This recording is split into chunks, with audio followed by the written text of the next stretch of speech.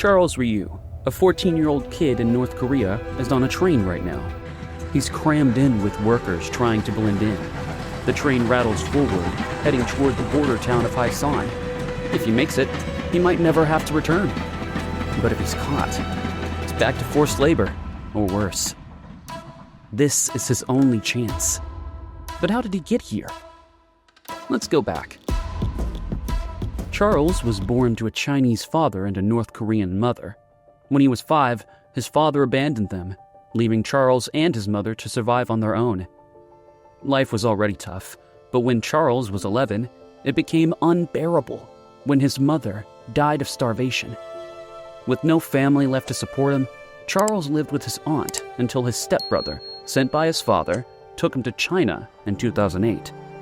For the first time, he experienced freedom, life without constant surveillance, without the fear of starvation. But that didn't last long. See, the Chinese government doesn't really recognize North Koreans as refugees. Charles was caught, deported, and sent back to North Korea. Authorities wanted him to confess that he was trying to defect to South Korea. But in truth, he had only wanted to find his father. He begged for them to understand, but they didn't listen. Instead, at just 15 years old, he was sentenced to forced labor camp.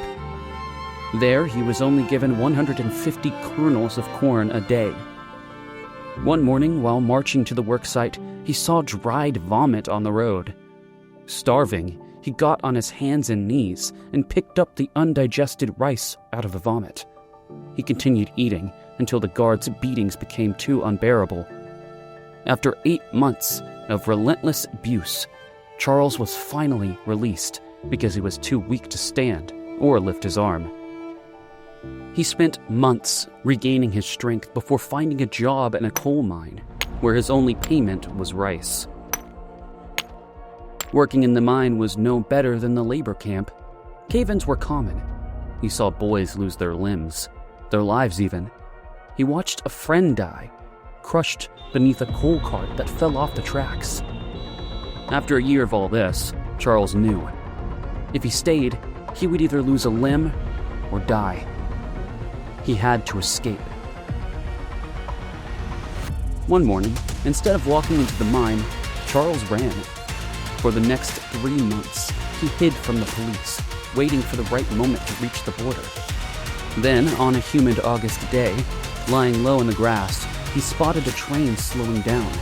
It was heading toward the border town. This was his chance.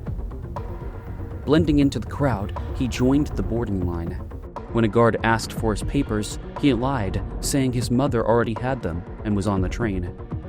The guard nodded, and Charles quickly hid inside a bathroom stall. For 2 days, he stayed hidden. But as he neared the border town, a guard grabbed him by the neck. He was dragged to a holding cell. Charles refused to go back to the labor camp. As the train slowed down at the next station, he saw a small window. It was unlocked. He squeezed through and jumped. Rolling into a ditch, he sprinted for the trees.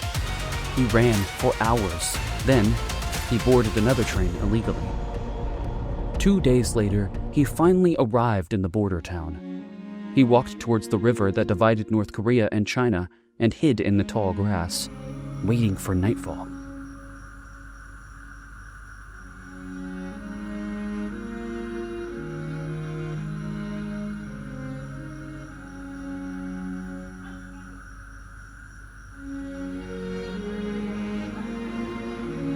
When darkness fell, he waded into the water.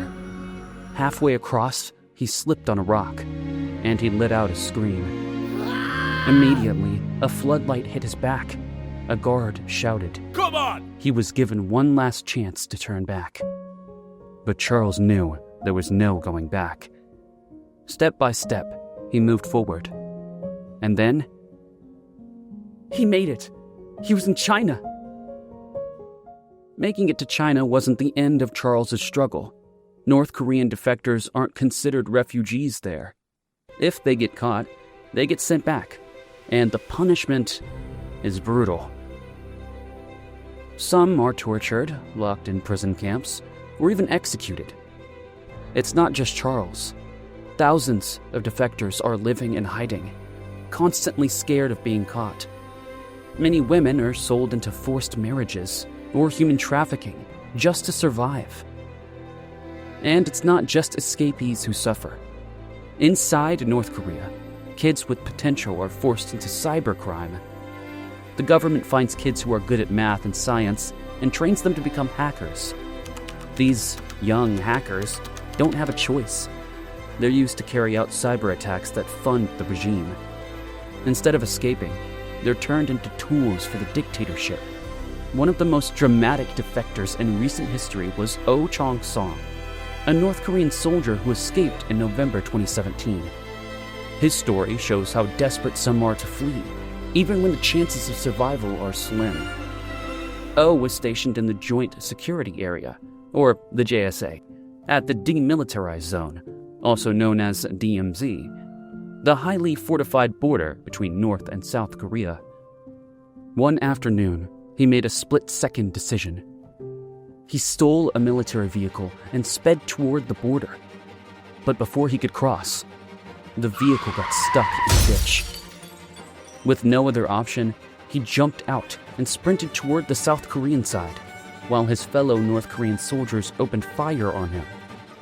He was shot 5 times before collapsing in a pile of leaves.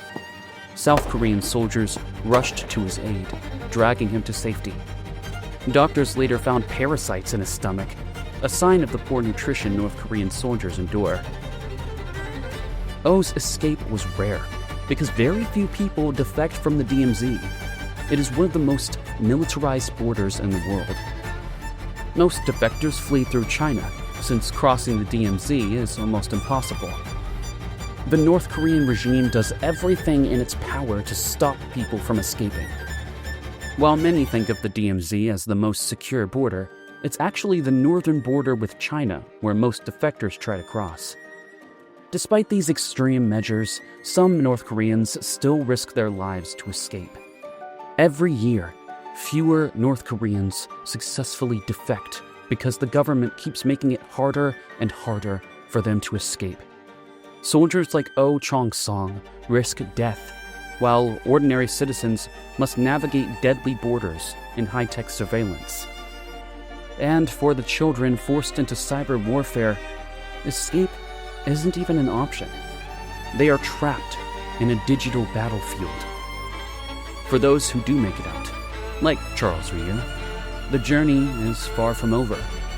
But their stories remind the world of what's happening inside North Korea, where freedom comes at the highest cost.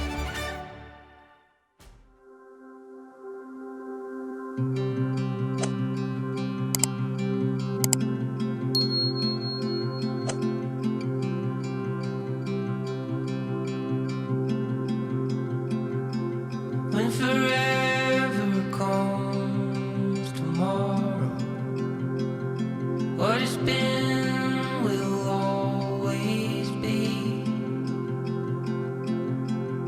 Time and again, my darling, you're everything.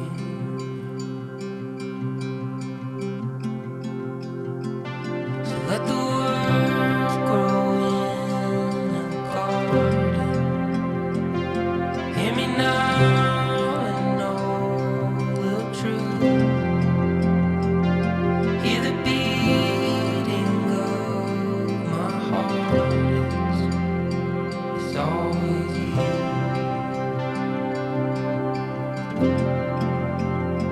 It's always you.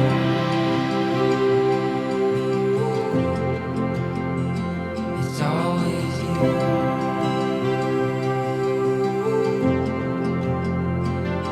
Like the sun